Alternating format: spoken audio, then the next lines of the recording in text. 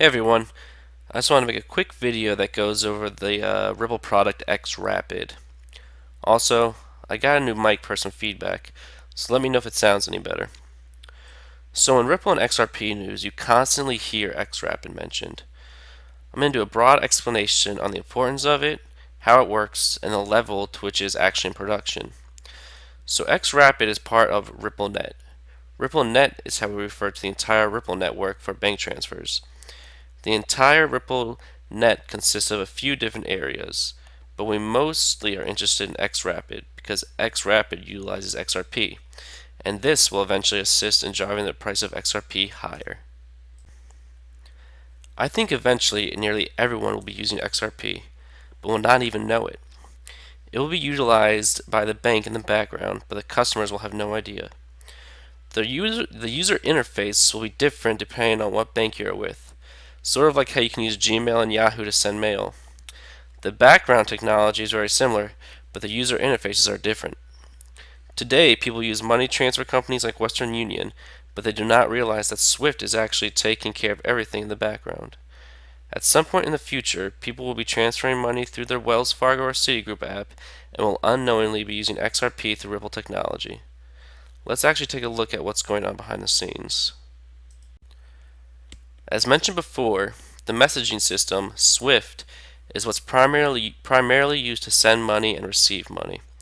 According to Google, international payments for SWIFT can take 3 to 5 days when two or more banks are involved in the transfer.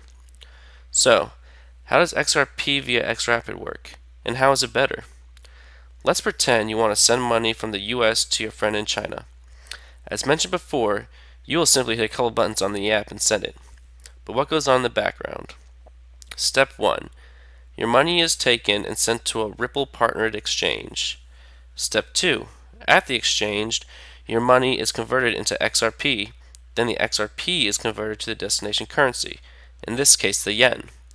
Once the XRP is converted to yen, step 3, the partnered exchange sends the money to the recipient, your friend, in China.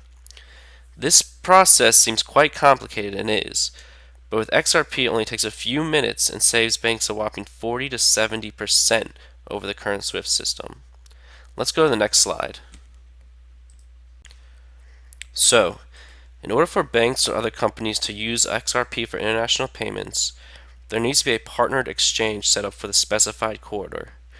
The corridor in our example was the US to China, dollars to yen. The image on the right shows the current partnered exchanges with Ripple.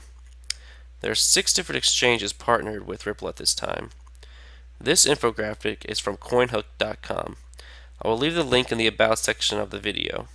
There are lots of good infographics there. Check it out when you have a chance. So, Ripple had before and is still in the process of identifying global corridors that will be important in future economic global growth. I know they're looking a lot at the developing areas of India and the Middle East at this time.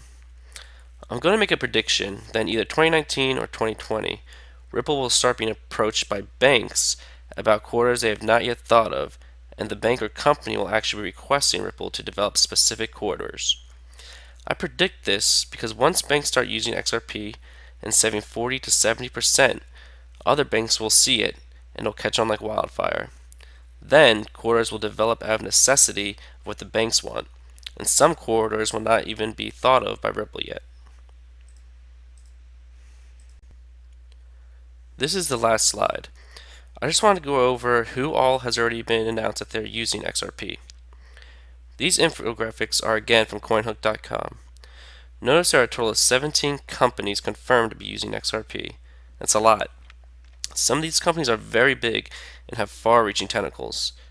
CoinHook also has listed the people who are testing XRP and others who are using other Ripple software but not XRP yet. So a lot of good information. CoinHook has all the sources for all the data as well. Last thing on the right is a testimonial from the company Qualix. Qualix is a company that uses XRP for transfers from the US to Mexico. That tweet is from the CFO in regards to XRP. He says, "In my experience, cost and time dropped importantly. A cross-border payment between Mexico and US takes around 2 to 3 hours with an estimated fee of $30 US. Through Ripple, it takes 5 to 6 seconds with practically no fees. So, if you have any naysayers that say XRP will never be used by banks, show them this video and prove them wrong.